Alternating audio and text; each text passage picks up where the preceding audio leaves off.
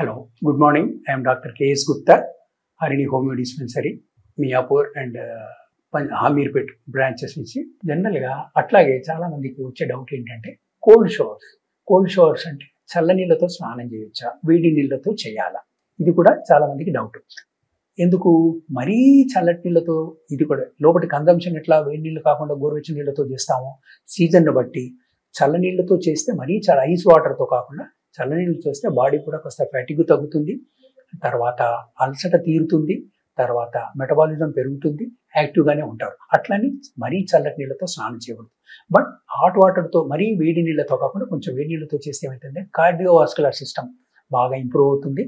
తర్వాత joint pains, ముఖ్యంగా ఈ జాయింట్ పెయిన్స్ ఉండే వాళ్ళలో కొంచెం వేడి నీళ్ళతో స్నానం చేస్తే ఏమవుతుందంటే ఆ నొప్పులు కాస్త తగ్గి రిలాక్స్గా ఉంటుంది, నిద్ర బాగా పడుతుంది, నొప్పులు వెంటనే తగ్గిపోతాయి. సో ఇది వాళ్ళ కాన్స్టిట్యూషన్ బట్టి, వాళ్ళ శరీర తత్వాన్ని బట్టి మనం ఏం చేస్తే ఏ నీళ్ళతో చేస్తే బాగుంటుంది అనేది తెలుసుకోవాలి. అట్లని టూ మచ్ హాట్ వాటర్ కానీ టూ మచ్ కోల్డ్ వాటర్తో కానీ చేయకుండా, కొన్ని కంప్లైంట్స్ ఉండేవాళ్ళు మాత్రం చల్లటి నీళ్ళతో చేస్తే వాళ్ళకి అలసట తీరిపోతుంది, నిద్ర బాగా పడుతుంది, మెటబాలిజం ఇంక్రీజ్ అవుతుంది, జాగ్రత్తగా ఉంటుంది. అట్లాగే హాట్ వాటర్తో చేసి జాయింట్ పెయిన్స్ తగ్గిపోతాయి, వాళ్ళలో కూడా అలసట తగ్గిపోతుంది, కార్డియోవాస్కులర్ సిస్టమ్ ఇంప్రూవ్ అవుతుంది, స్టిఫ్ ఉన్న జాయింట్స్ అన్ని చాలా ఈజీగా ఫ్లెక్సిబిలిటీ అవ్వచ్చు, మూవ్మెంట్ చాలా ఈజీగా ఉంటుంది. సో ల్యూక్ వార్మ్ వాటర్ అంటే గోరువెచ్చని నీళ్ళతో చేయడం, ఇర్రెస్పెక్టివ్ ఆఫ్ సీజను, ఏ సీజన్లో అయినా కానీ గోరువెచ్చని నీళ్ళతో స్నానం చేయడం అనేది చాలా హాయి. అట్లాగే కొంతమంది దీంట్లో ఈ తల స్నానం ఎప్పుడు చేయాలి, తల స్నానం జనరల్గా వీక్లీ ఒకసారి చేయాలా, 2 సార్లు చేయాలా, 3 సార్లు చేయాలా అనేది చాలా మందికి డౌట్. కొంతమంది దినము చేస్తుంటారు. అయితే ప్రతిరోజు వాళ్ళ ఎయిర్ టెక్స్చర్ని బట్టి, ఇప్పుడు కొంతమందికి ఆయిలీ హెయిర్ ఉంటుంది, అంటే వాళ్ళు తలకు నూనె రాసుకోకపోయినా కూడా ఎప్పటికి వాళ్ళది నూనె జిడ్డు కారుతూ మొహం మీద అలా కారుతున్నట్టు ఉంటుంది. ఇటువంటి వాళ్ళు, ఇది వాళ్లకు ఈ ఆయిలీ హెయిర్ ఉండే వాళ్ళు ఏంటంటే బయటికి వెళ్తే, ఈ ఆల్రెడీ ఆయిలీ హెయిర్ ఉంటుంది కాబట్టి బయటికి వెళ్తే ఆ డస్ట్ అక్యూములేట్ అయిపోయి లోపల ఫంగస్ ఇన్ఫెక్షన్ వచ్చి బాగా దురదలు వచ్చి ఎరప్షన్స్ వచ్చి ఎగ్జిమా లాంటివి వచ్చే ఛాన్స్ ఉంటుంది. అట్లాగే వీళ్లకు ఏంటంటే ప్రతిరోజు చేయాల్సిందే. వీళ్ళు ఆయిలీ హెయిర్ ఉండేవాళ్ళు ప్రతిరోజు తలస్నానం చేయాల్సిందే. అట్లాగే కొంతమందికి థిన్ హెయిర్ ఉంటుంది, అంటే చాలా కర్లీ హెయిర్ ఉంటుంది. కర్లీ హెయిర్ ఉండేవాళ్ళు కూడా ఆల్టర్నేట్ డేస్ 2 రోజులకు ఒకసారో, తర్వాత వారంలో 3 సార్లు అట్లా చేసినా బాగుంటుంది.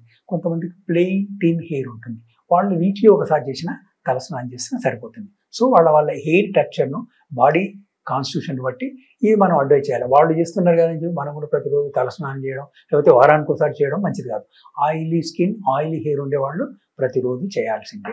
కొంతమంది కర్లీ హెయిర్ ఉండేవాళ్ళు ఆల్టర్నేట్ డే చేయొచ్చు. థిన్ హెయిర్, ప్లెయిన్ హెయిర్ ఉండేవాళ్ళు చక్కగా వారానికి ఒకసారి చేసినా వాళ్ళకి ఇబ్బంది రాదు. అందుకని ఇవన్నిటిని మన దగ్గరకు వచ్చే పేషెంట్స్ అవుతుంటే, డాక్టర్ అనేవాడు ఎప్పుడు ఫ్యామిలీ డాక్టర్గా, ఒకప్పుడు మనకు ఫ్యామిలీ ఫిజిషియన్ కాన్సెప్ట్ ఉండేది. సో అంటే ఆ ఫ్యామిలీలో ఉండేవాళ్ళు ఏం చేసేవాళ్ళు అంటే, ఏ చిన్న కంప్లైంట్ వచ్చినా ఆ ఫ్యామిలీ డాక్టర్ దగ్గరికి వెళ్ళేవాళ్ళు అందరూ. సో డాక్టర్స్ వాళ్ళు చేయగలిగిన చేసి, అప్పుడు చేయలేకపోతేనే స్పెషలిస్ట్ దగ్గరికి పంపించేవాళ్ళు. ఇప్పుడు ఆ ఫ్యామిలీ ఫిజిషియన్, ఫ్యామిలీ డాక్టర్ అనే కాన్సెప్ట్ పోయింది. జనరల్గా అవేర్నెస్ అనుకోండి, అది లేకపోతే అది తెలియనంతతో అనుకోండి, మామూలుగా కొంచెం నడుము నొప్పి రాందడిగి ఫ్యామిలీ డాక్టర్ అనేది కాన్సెప్టే పోయింది. కాబట్టి వాళ్ళు ఇమీడియట్గా ఆర్థోపెడిషియన్ దగ్గరికి వెళ్ళిపోవడం, లేదు తలనొప్పి వచ్చింది న్యూరో ఫిజిషియన్ దగ్గరికి వెళ్ళిపోవడం, లేదు కడుపులో కాస్త నొప్పి వచ్చేసింది గ్యాస్ట్రోఎంటరాలజిస్ట్ దగ్గరికి వెళ్ళిపోవడం. ఇది కాకుండా ఫ్యామిలీ డాక్టర్ అనేవాడు ఉంటే, డాక్టర్ అనేవాడు ఇప్పుడు మన పురాతన శాస్త్రం గురించి ఏం చెప్పిందంటే, వైద్యం నారాయణ హరి, అంటే భగవంతుని తర్వాత డాక్టర్ అంతటి వాడు.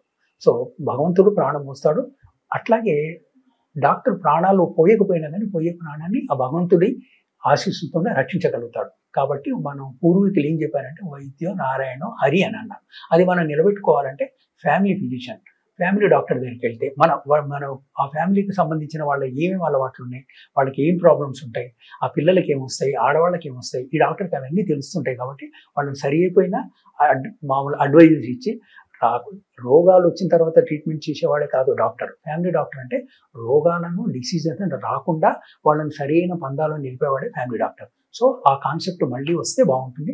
లక్కీగా ఏంటంటే మా హోమియోపతి డాక్టర్లకు నేను లాస్ట్ 35 ఏళ్ల నుంచి ప్రాక్టీస్ చూస్తున్నా కాబట్టి మాకందరికీ వాళ్ళు ఫ్యామిలీ మొత్తం వస్తారు. వచ్చిన తర్వాత మా దగ్గర కానివి, మేము చేయలేని అనుకున్నప్పుడు మాత్రమే వేరే వాళ్ళకి పంపిస్తాం.